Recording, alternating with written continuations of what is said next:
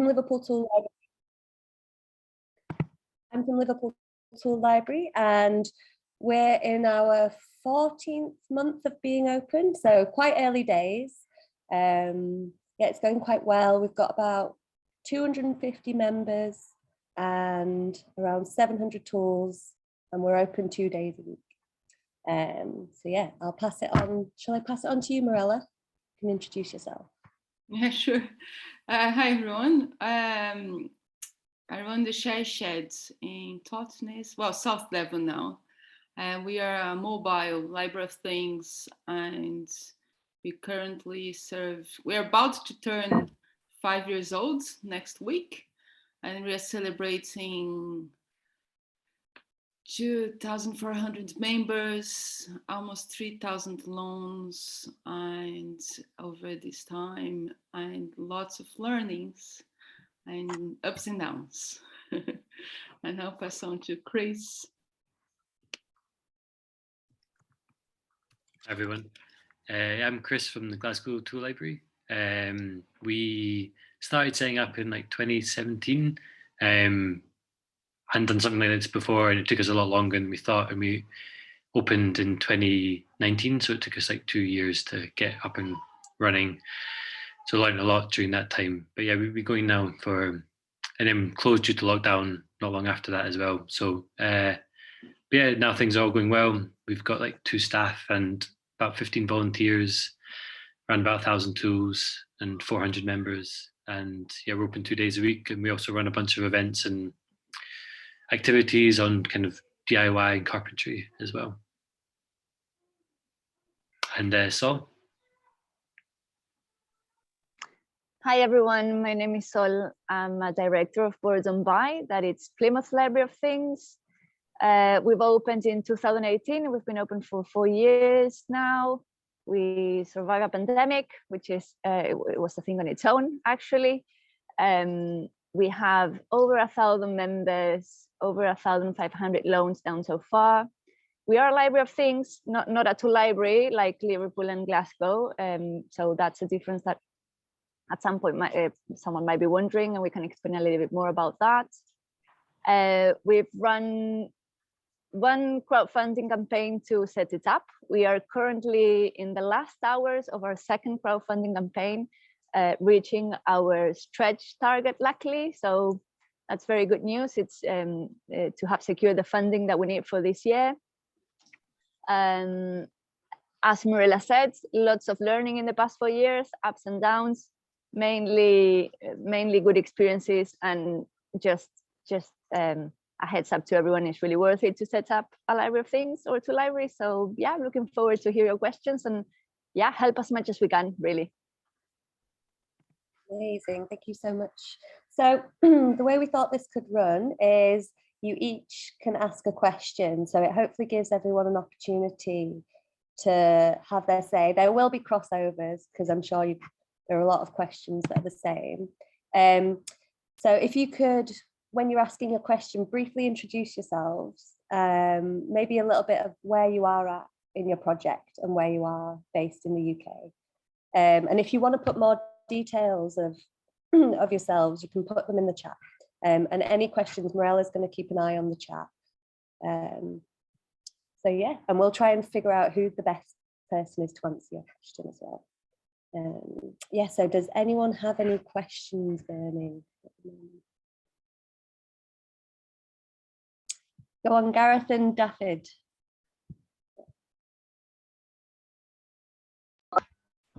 Yes, we're in we're in North Wales, a very project in Denbighshire. We took delivery of a bus, a borrowed bus, a few weeks ago, and we've been putting shelving in it today for the tools and stuff. We got a grant off the National Lottery, so to fund my post as administrator of the project and David's post as project operator in terms of driving the big van come bus. The question was, please, how do you deal with best things that do not get returned at all, or things that get returned damaged? Would anyone like to take that question?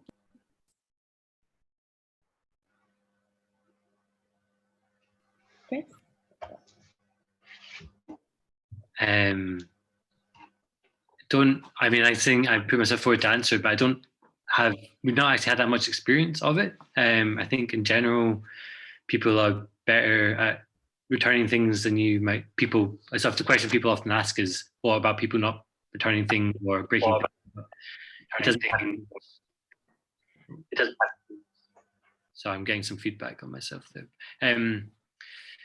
But yeah, people not returning things, people keep them sometimes don't return them. We have a late fee, and then we just chase people, just call them up and email. Never had to do anything more than that. I know that Edinburgh Tool Library have, in like one occasion, had to get the police involved in like 5 or 6 years, when they basically knew the person had stole it.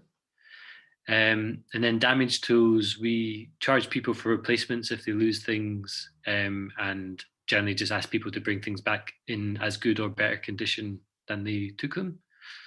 And occasionally you need to give things a wipe down, but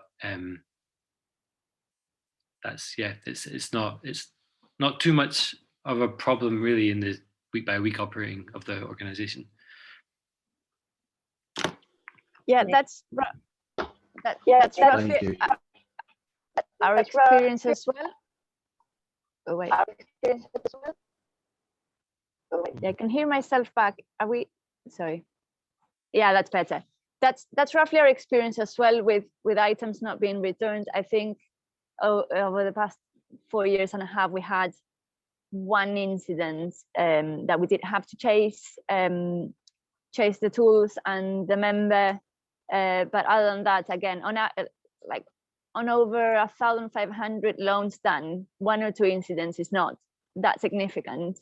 In what respects to broken items or damage, again, it's been maybe 10 items at the most. And we've had 2 types of members that return them and say that, oh, it's damaged, I'm really sorry, here's money for the replacement, and there's no issue. And we've even had someone who borrowed a sander and it broke while they were using it, so they bought the same sander and donated back to the library. So what we do have, or used to have, and we need to resume soon, is repair cafes as well. So if you organize repair cafes alongside or not, maybe try to contact if someone does, because then, like the items that we have that are broken, we have volunteers that help us fix it or send it to our repair cafe as well.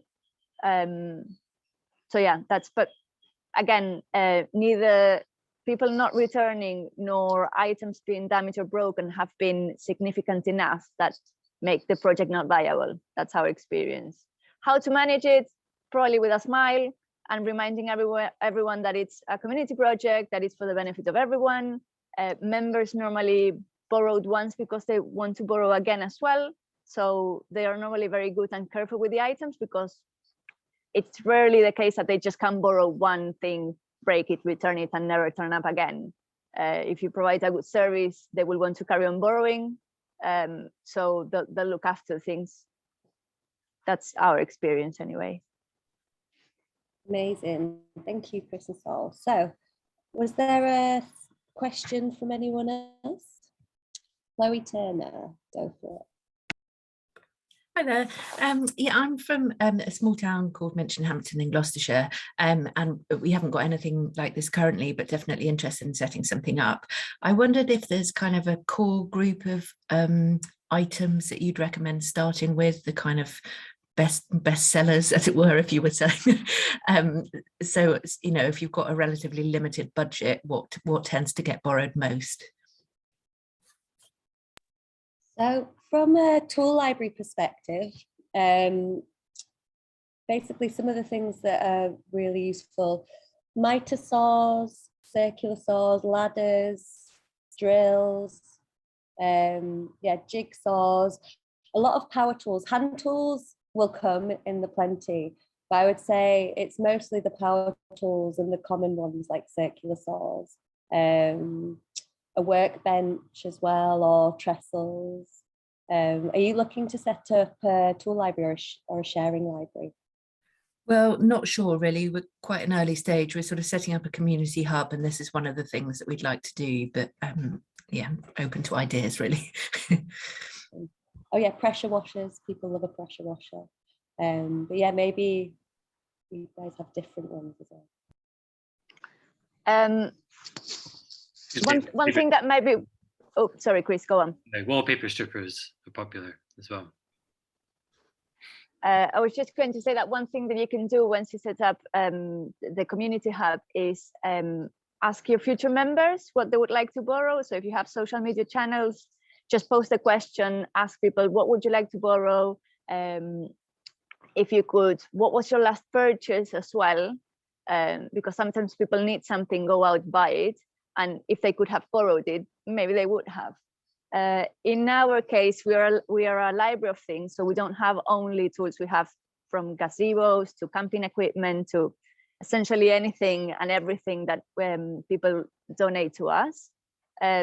We have within our top 10 most borrowed items. It's quite funny because the first 5 tend to be related to house improvements, like a carpet cleaner, a pressure washer, ladders, and the bottom 5 lately have been like what we call leisure items, like a gazebo, a projector, a candy floss machine, or a kit of reusable plates for parties.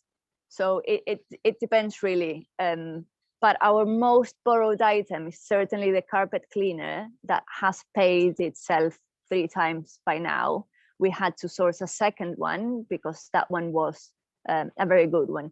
But for example, in Plymouth, to borrow a carpet cleaner for a week, for one day, is almost £70 if you go to like a higher shop. And our prices, we're open twice per week, and our price to borrow the carpet cleaner is around £12 for the whole week. So it's very affordable, and it's those type of items that people really need to use a couple of times a year, or maybe once or twice with the pressure washer. So it will depend on your audience, really. And also items will be more or less popular depending on the season. No one borrows the pressure washer during winter. Carpet cleaner, Plymouth is a student city as well. So before or after the students arrive to the city, the carpet cleaner gets borrowed a lot, I guess, with rental properties and stuff. So yeah, you can always contact libraries of things or to libraries and ask politely for their top 10 most borrowed items. That would give you like an idea of what's most borrowed, I guess. That's what we did 5 years ago when we were doing our research to set it up. That's how I met Mirella, actually. So yeah, ask around other libraries of things for their top 10 items. Ask your audience, which are the people that are going to be borrowing stuff. That again, that's how we did it. Thanks, that's really useful. Thank you. Amazing. Okay, who would like to go next? I'm going to go with Claire Seek, and then we'll go with you, Sean. Hi there, I'm from Portsmouth. We've been running a repair cafe down here for the last 4 years, and we're just sort of expanding to have a base, but we're going to include a library of things in that. And my question is, I'm interested to know what kind of organisational structures you guys run with. So, you know, we're about to take on some retail premises, so we've been looking at things like being a CIO or linking in with a CIO, mainly because it helps reduce our business rates. But I'm just wondering if there's any top tips on how you've decided kind of a structure, or if you just fit in with someone else. Yeah, I just it's a very great question, Claire, because each project is slightly different. The Share Shed is a project of a charity called the Network of Wellbeing, and that has been tremendously helpful as far as the whole bureaucracy in the process of setting it up.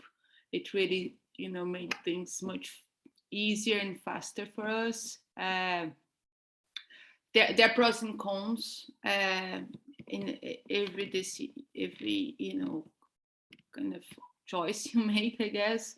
As far as finding, you know, a parent organization for us, it proved to be really helpful because it meant that we could focus on fundraising from the get-going, and we didn't spend so much time dwelling and discussing what's kind of structure the organization would be. And that also means that there's a team backup, so whilst I coordinate the share sheds, I've got a director who I can really explore ideas with, and especially if it's like a new adventure for you and you might be just one enthusiastic individual, it might be a lot to be dealing with, a lot of choice to be made. So it's really helpful to have others around you, no matter what kind of constellation they are. I just feel that this is really something that it's much better and easier if it's done, at least with more than one person. Because otherwise it can be quite a big load for one to just like, oh yeah, this is fab and I'm going to crack on and get on with this. Just feel there's more resilience around it.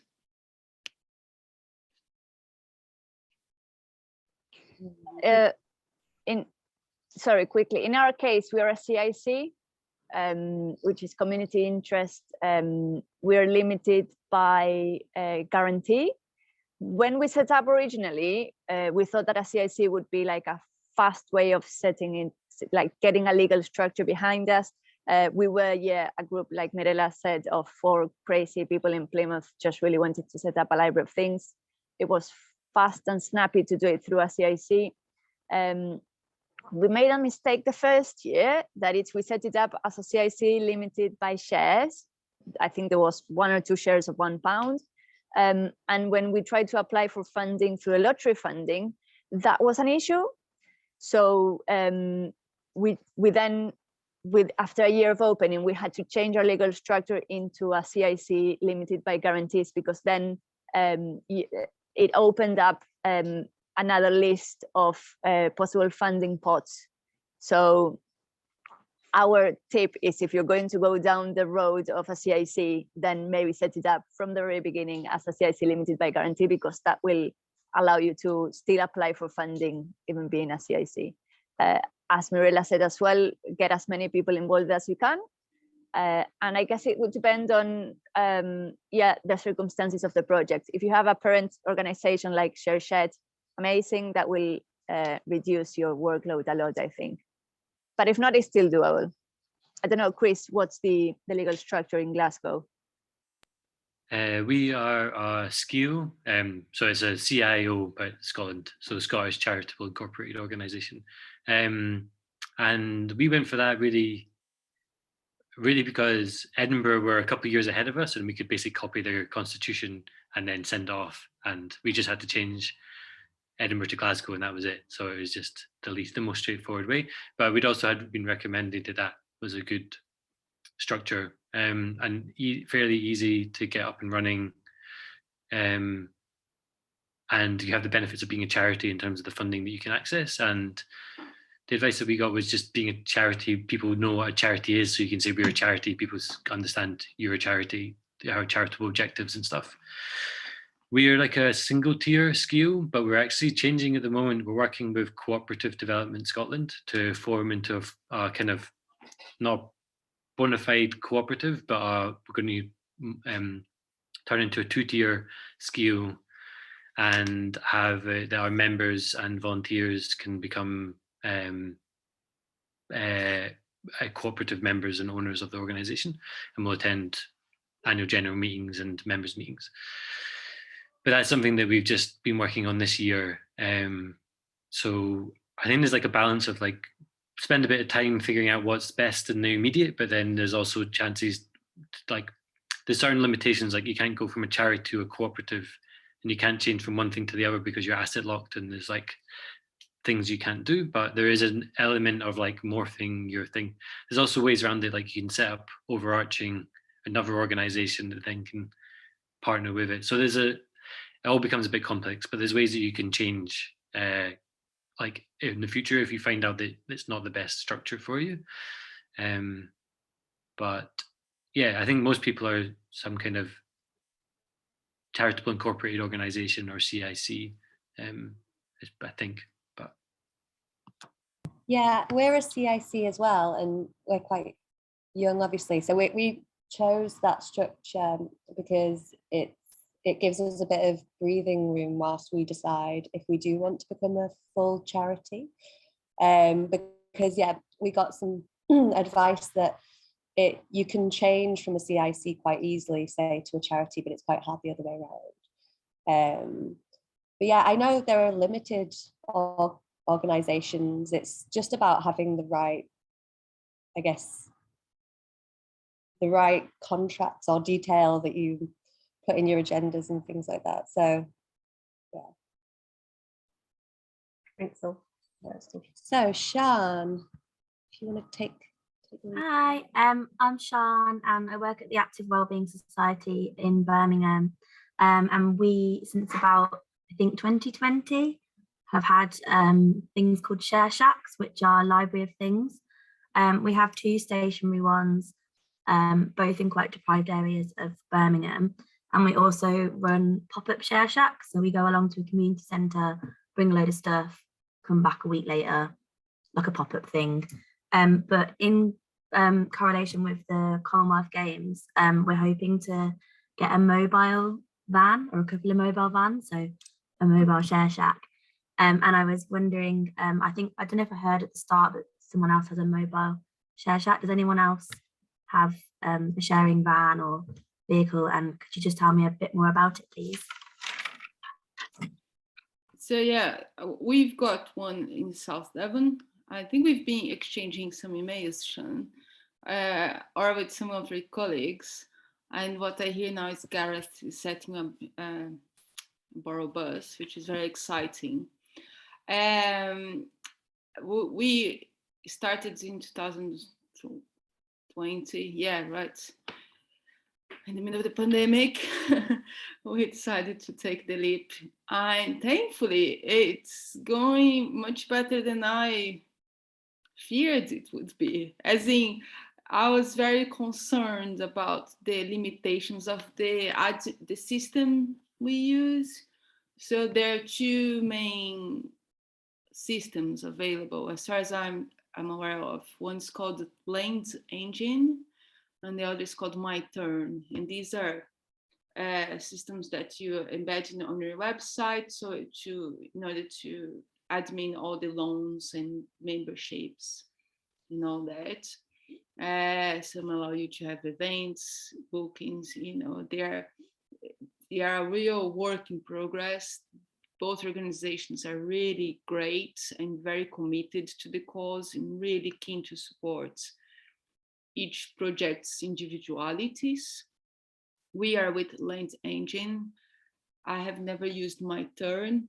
There are various reasons we decided to go with Blend Engine 5 years ago. One of them is just simply because it's based in the UK, whereas My Turn is based in the US. But, so this shouldn't be relevant for other people, but it was for us at the time. I will say that there are a lot of room for improvement in the system. So it is working okay, and yet it can be very confusing. It's one thing for, I've been doing that for 5 years now. So I'm literally every day using the system. So now I've got enough experience to know even how to get around a few glitches, let's say. And yet, if a member is on your website for the first time trying to book something, they're confused by where this item is. And for instance, one of the limitations at the moment is just the language. They use locations and sites, whereas we wanted to say it's either in the van or it's in the garage. And if it's in the garage, it needs to be booked, with 3 days in advance. So we have time to go to the garage, get the thing, put in the van, so we take to this town. So there are just a few things that I wish that could be different. And that's something that they are, always working on. As I said, they're very proactive in trying to accommodate everyone's needs. At the same time, they're very limited themselves.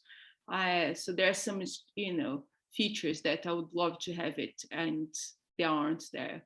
Otherwise, it's working really great. We currently serve, basically we have 350 items, and after 4 years here, we know what's the most popular items, a bit like what Saul was saying. And so we put all these items in the van, and we now go to 4 different towns. Every week we have 6 different locations. Totnes is where we've been the longest, it's the largest town we serve. So we have 3 different locations. And it's all a big experiment, it feels like, it's a real trial, like in a neighboring town called Bukfasli. It's very hilly. We began by having 2 stops. So people who didn't have a car could come to us in Borroloomoor without having to walk across, But then one of the locations was so quiet that we were just losing a lot of money, really. Essentially, we felt just like we can't afford after 6 months being there. So we then changed that. So it's all very much still a work in progress. And yet it feels very rewarding that those items are being shared more and more. So many more people are now having access to these things. And as far as cost goes, there are pros and cons, like if you want a physical space or a van, because every time it goes to have an MOT and a service, we hold our breath and hope for the best, But thankfully, so far, so good. Amazing. I'm not sure. Go on, Chris. Yeah, we're about to set up a new delivery service. We've currently just got 1 location, but we're going to soon buy a van and get a new employee to do a hub and spoke service. So we're going to have our hub where all the tools are kept, and then have 2 new locations where we go to in different parts of Glasgow, which we thought would be a quite efficient way of expanding. But yeah, in terms of we've just, I think the logistical challenges of how you store the systems that you use and how you use those in the best way, because they are both I think can have the problems and be quite confusing to communicate with members and internally, keeping on top of your inventory. And so we've been spending time thinking through that. But yeah, I guess I'm not sure exactly what the question is in terms of the vans, but I think it's possible. I think there's lots of different ways that you can do it. Either having all the tools in a van, like ShareShed does, or having them in a location and distributing them out. So yeah, I guess it depends on your communities and the size of van that you need, and whether it's going to store the tools in the van or you take them from the location out. Or I think there's lots of models. Also, I don't know what Lend Engine are like, but MyTurn, we just had a meeting with Jean, who set up MyTurn, who is really open to having chats and also has a lot of experience of people who've tried out different models as well. So we spoke to him about it, and he talked about all these different ways that people have done it. So they're quite good for, I'm sure Lend Engine are probably seeing that as well, different systems. So if you go to those organizations, talk about the functionality of their software, how you want to use it for your project, and they maybe be able to advise you on who's done something the same or similar. Yeah, exactly the same or something similar. Great, Thank you. So we'll go to Jo Cotter next. Hi everybody. Hi Mirella. I'm here because of Mirella, so thank you. I'm actually slightly different to all of you. We're actually Workers Co-op. We're based in Oakhampton, which is in Devon, and we have an organic farm shop. So we're just about to take a mobile shop out around villages and on the edges of Oakhampton. It's a shop that I've personally used for over 10 years. We used to have it in Exeter.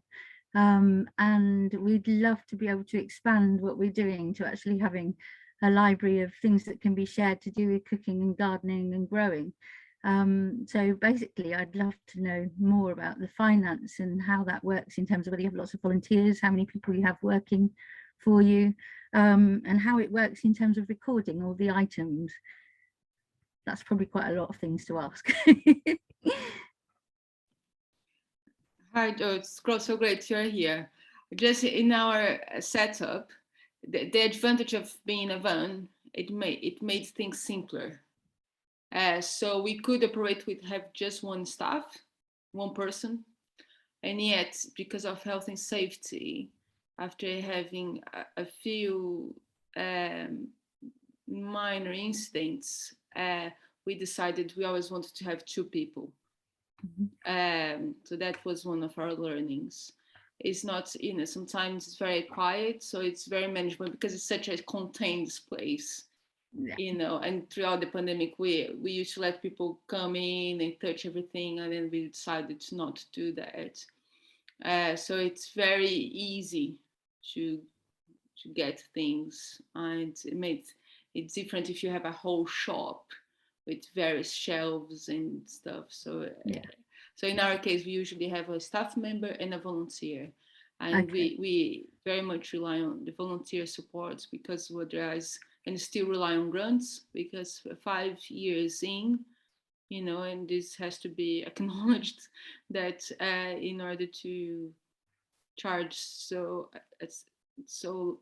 little, it means that there's some subsidies coming from elsewhere, which means grants in our case.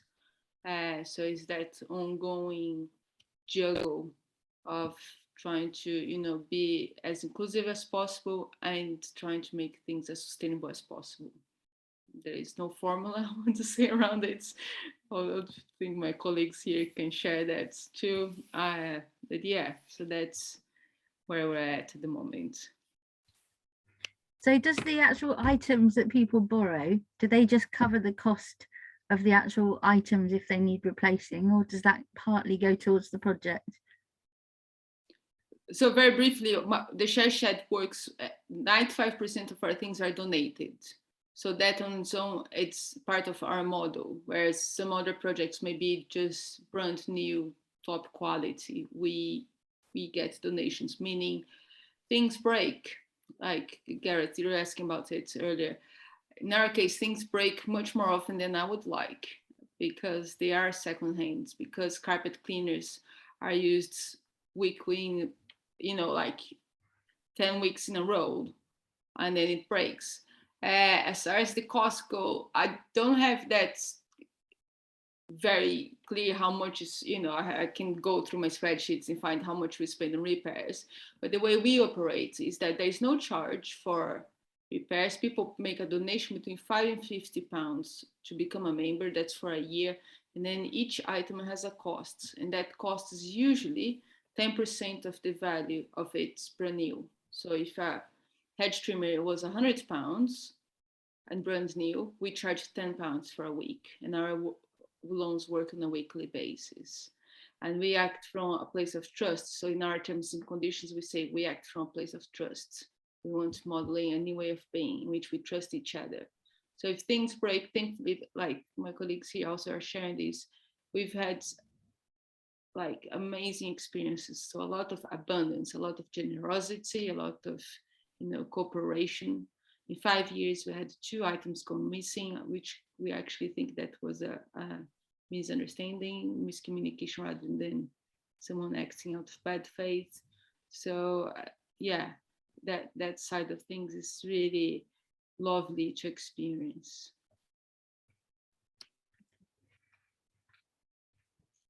Hi, so I was saying before, we've been open for about 14 months. It's all volunteer based, but we're hoping this year to apply for some funding to get 2 staff members in, and part of that role will be trying to figure out how to make it a bit more sustainable. It works with a membership, so similar to Glasgow's, actually, we had a little bit of a copy of their terms of like pay what you can afford, but a suggested donation of £20. And yeah, it's going really well. We're only open 2 days a week, and we have about 5 volunteers at the moment. I saw in the chat there was a bit about how do you gain, manage and keep volunteers. our volunteers have mostly come from people who have used the tool library and really kind of believe in the idea and get excited about DIY and doing tools. But yeah, we haven't actually done any outreach for volunteers, which I think we will do, just to have a bit more of a variety of people. And yeah, we manage our inventory all through MyTurn. And again, similar to Mirella, they're all donated tools. And I don't know whether it's Liverpool specifically or whether it's because we get a lot of donations, but we've got quite a limited space. So it's an interesting thing where we're trying to not say no, because that's you don't ever want to say no to something that might really add benefits to what people want in our inventory. But yeah, we're having to kind of maybe turn people away if they're rusty or if they're hand tools and manage it that way. But yeah, the volunteers, I guess it's just being kind to them and appreciative and finding out what they would like out of the tool library themselves. Little benefits like some treats and snacks, and actually just making sure maybe that volunteers connect with each other as well. I think a lot of people want to connect with other people. So yeah, hopefully that answers your question.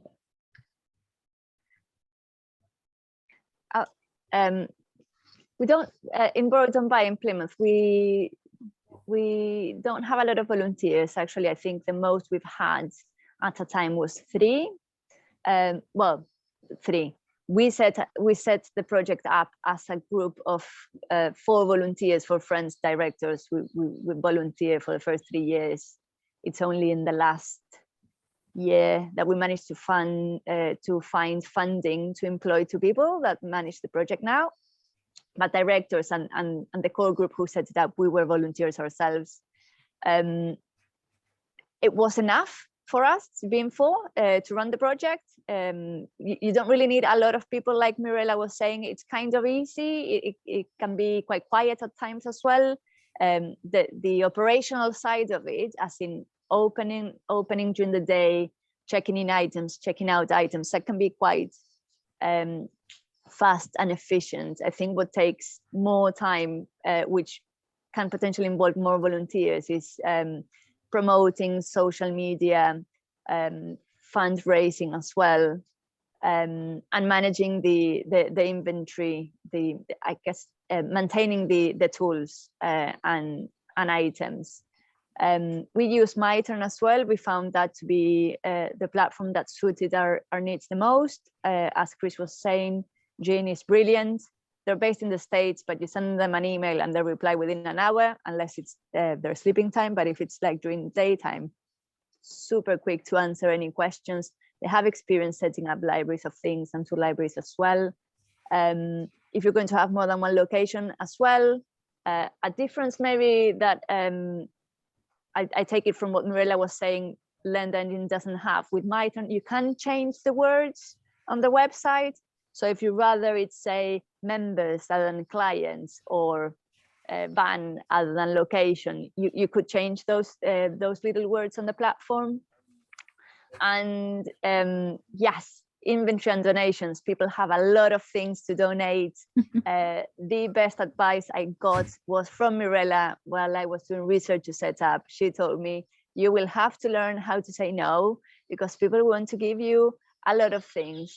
Some things are going to be very useful. Some things are not going to be useful. So at first, again, like Liverpool probably, we were saying yes to everything, trying not to discourage people.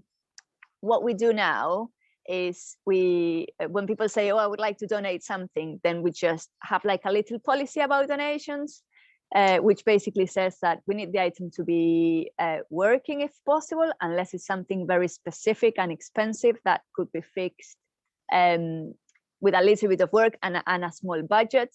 We explain why, because we have limited space and every item that we have essentially cost us. We're a community project, so we have to be very mindful of that.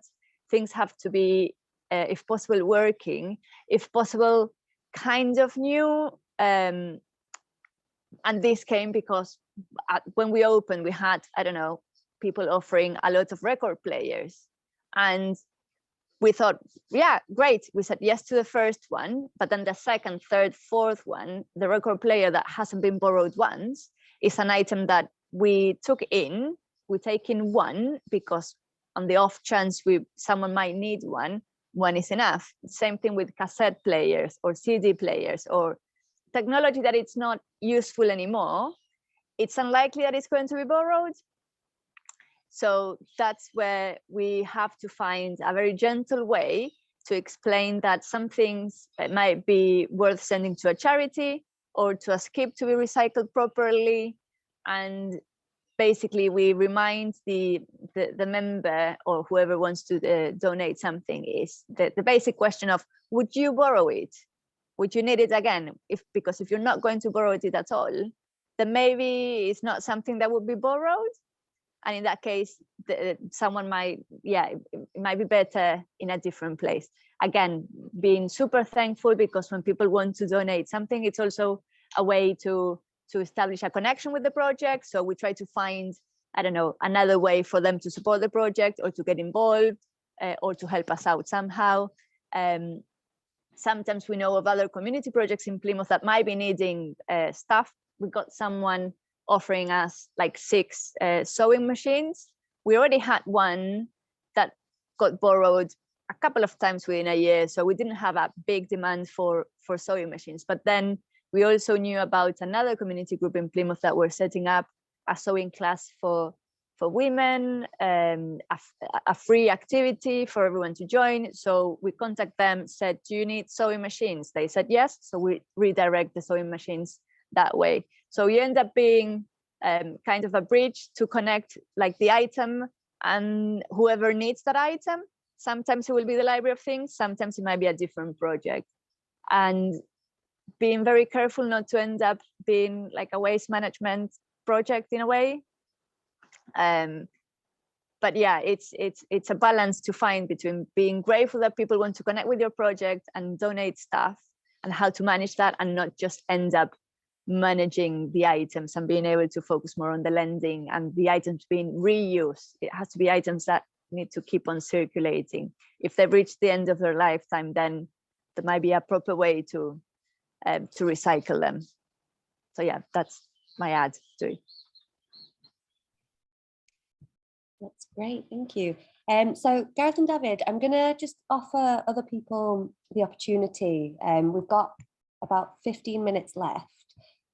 So does anyone else have any questions you'd like to ask? Is that Dan?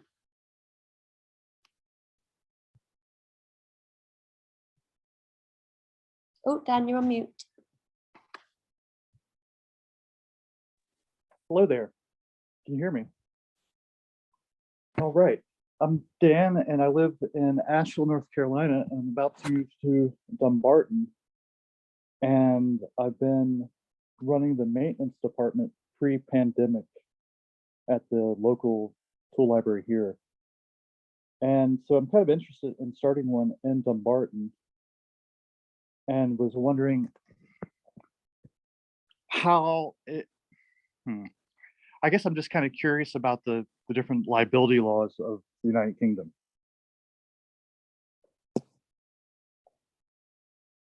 And if there's been problems.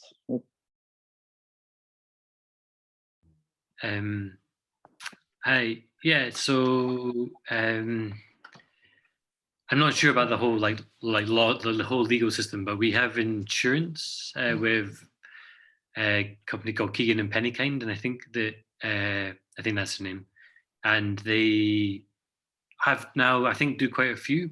So they're used to this model, and they provide the insurance. We also have, I think a lot of the same organizations have the same forms that have been passed around multiple times from different organizations, but it's a terms of use and indemnification form that people need to sign when they sign up. So it just says like, you know, if you hurt yourself, it's your fault.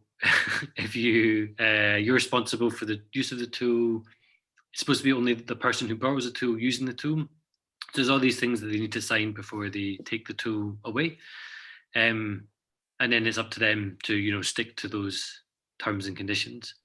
So that's in terms of the use and the borrowing of the tool. Like there is and we had those checked by our group. Our membership forms checked by a lawyer, and they were all, you know, it's all as much as you can do until someone like injures themselves, and then they can still take legal action against you, but you're just trying to cover as much of yourself as you can.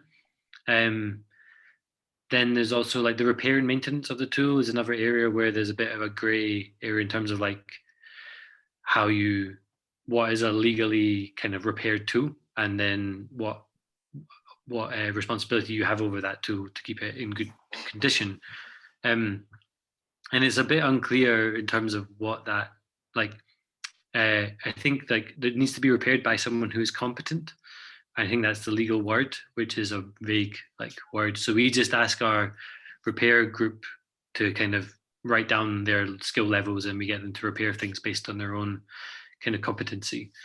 And then we pat test everything as well, which I don't know if you need to do in America, but it's a way that you plug in and you check the electrical like well-being of the tool, and that's a piece of equipment that you can buy, and then you need to do a short course in that,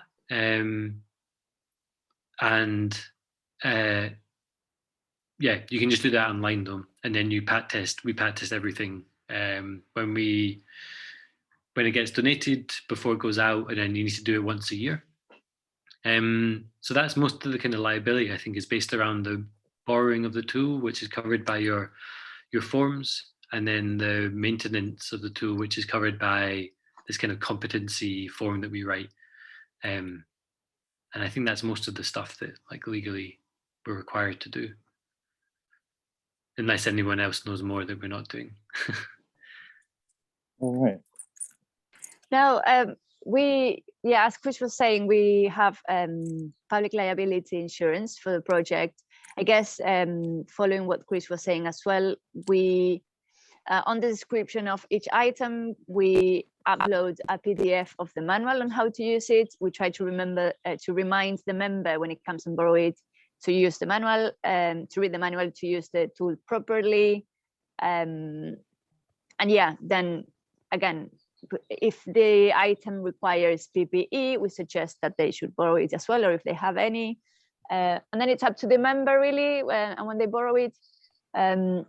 It used to be something that we thought a lot about, and then really when you go to a DIY store and you buy whatever, then no one really checks what your competence on using an item or not. So we are aware that it's up to a member to use it properly. We do everything, obviously, to provide the manuals and the PPE and to remind them to be careful, but it's essentially up to them. And I guess on what respect to maintaining the items, same as Chris, doing the proper checks and pat testing the items and making sure that, yeah, you are responsible for the item that you're giving someone to use to borrow, to just keep on top of that. But yeah, essentially a kind of expensive insurance that covers the public liability of the project. I was just coming back and say, I think there's also some kind of gray area around, like, if you teach people, if they borrow the tool and you explain how to use it and then they injure themselves, you're more liable. So there's this element of like, strangely not trying to like teach people how to use a circular saw when they come to pick something up, because then they're going to use it based on what you've told them how to use it. So we basically say, yeah, like, use the manuals, like, and you should, yeah, learn, like, there's enough information out there for you to learn, but we try not to like try and give people demos or anything like that, because that you then could be liable. Amazing. Okay, so Angela Bell, I think you raised your hand. And then we might have time for one more question after that. Yeah. Hi there. Let me see. I'm Angela. I'm from the Letchworth Garden Shed, which is there's a group of us getting together trying to start a library of things here in Letchworth. We've set up a website, which I think I put in the chat, which has actually got a SurveyMonkey survey on it. The idea is that we're polling the community to see what they would like most to be able to borrow, and then we're going to create a wish list and solicit donations based on that, and that's proving really popular. But I have just all sorts of questions about what your setting up problems were, but a really specific one. We're getting 99% enthusiasm and joy that this is happening, and the occasional person in charge of money pushing back. Somebody looked at some of the other libraries of things and was unimpressed with the percentage of items that were out at any given time. And so I was wondering if you had any idea what your average percentage of items were, just so I can sort of speak to that issue and say, like a library with books in it, I'd be surprised if 5% of their inventory was out at any given time, and yet we understand that that's kind of the point of libraries. But does anybody have any ideas of what those figures might be? I don't know. I couldn't tell you the figures of like out of X amount of tools, how much are out at any given time. But I guess just in a wider sense, I think that it's easy to understand that it's a good idea, these sharing libraries, but it does take quite a shift for communities to stop shopping and start sharing. And if you look at like at a few examples, these projects have only been going for a few years in most cases. And I think it's their marketing and like getting the pickup is like, for us, it's we set up and people don't just suddenly come through the door. You have to like build up a community and membership and stuff like that. So I'd say that it's not, what you're doing is a bigger project than just like making sure tools are in and out a lot. You're trying to change people's relationship with consumerism, and that's like not something that you just change by instantly. So hopefully, you know, the projects that grow over time, I think. So yeah, I think that we definitely have a lot more tools in our inventory that aren't out all the time, but we're getting more and more members. And I think it depends on where you've looked as well. Like maybe they've not got enough of the things that people want the most of. And we've definitely got a lot of, like, we've got 700 tools. We definitely have a lot of hand tools that don't go out very often. Like we've got, you know, 10 hammers, 20 saws. They don't go out, but we have a bunch of drills that go out every week. Circular saws that are every week, wallpaper strippers every week. So I think it's knowing, you can look at the whole inventory and see, oh, that's a really small amount, but that small amount's getting used a lot. And then the other stuff is there because you need that strange book, the obscure book, reference book that someone needs like once a year. And that's why you got it in the inventory. That's all really quotable. Thank you. I'm going to type that up and stick that in a proposal. That's really great. Thank you, Chris. I just complement that by saying that I just looked, just to give you an idea. Right now, we have 370 items, 22 are out, and we have 34 reservations at this minute. I just checked. There are two approaches here. One is that we love saying kind of, oh, we have 300 something items. And it's great. And people are just like, oh, that's great. London has been through that from 400 items to now I think they have 40, because they've learned that 85% of their revenue was coming from these 40 items. So they decided to prioritize those items, have it like a very top end quality, pristine, charge much more because it's London anyway. It's a whole different model altogether. at the same time, it's really lovely when we have, like Chris was saying, this very odd request, and we happen to have that. It's so rewarding, and both for the member and for ourselves. So obviously, depends on your context, depends on this how much space you might have. I do want to emphasize, like Saul said, stuff. If you're going for donations, stuff is around. Don't go out, please, buying stuff, because as soon as you put a call out, it's incredible the amount of wonderful, top quality, very good condition items that are just around in people's garages. And sorry, I was going to add to what Mirella and Chris were saying. Changing a habit takes a really long time, and also there's a benefit on a library of things or sharing project that it's really difficult to track and measure. And it's sometimes by just having a library of things around, someone who needs to buy something will think of borrowing it first, and they might go to a family member or to a friend. So that loan that happens outside the project, it's also a positive impact related to having a library of things nearby, that it's not we cannot capture as part of our project, obviously, or as part of a library of things, but it is related to that. So by having something to remind people that they can borrow, if it's from the library of things, great. If not, ask from friends and family, and that has a very worth impact as well, that it's not capture, or you cannot write it down or count it within the project. And in what respects to the money side of that, in our project as well, we know 10% of our library out would be a lot of items, because we have over 450 items. And we are still relying on grants. Our trade from our items, I'd say, is at the very best between 15 and 20% of our turnover. I think that's, as Mirella was saying, a little bit related to being a young project, because we're only 4 years old. Another bit related to what Chris was saying, that it's essentially what we're trying to do is change a habit, which will take a really long time.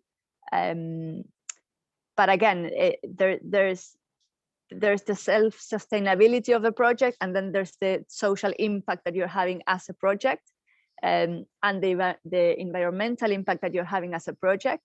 That both of those things are very attractive to funders as well. So if you needed to go down the route of grant applications and fundings, even crowdfunding, you'll get a lot of support. So yeah, that's our current situation. We're not self-sustainable through our trading on its own. That's why we kind of track how many items come in and out, and our loans and everything, but our main funding comes from donations, funding applications, and crowdfunding.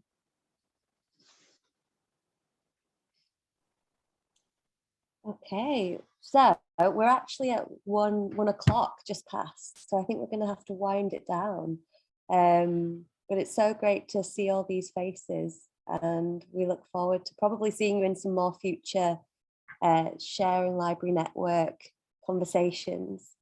Mirella's recorded this, so she's going to send it all to you in an email so you can refer back to it.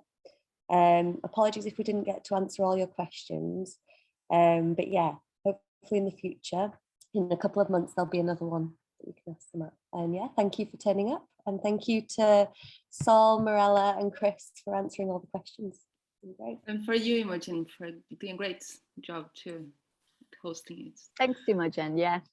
Thanks everyone for coming along. Please be in touch if you have any further questions. I will email you all, and then feel free to send my way any more questions. Someone just asked there, sorry, to share the chat box, but you should be able to download it if you click the little, can you? Or so, would you be able to share the chat box, Mirella, as well? I can, yes. I'll make a note for me. All right. Take care, everyone. Cheers. Bye. Bye.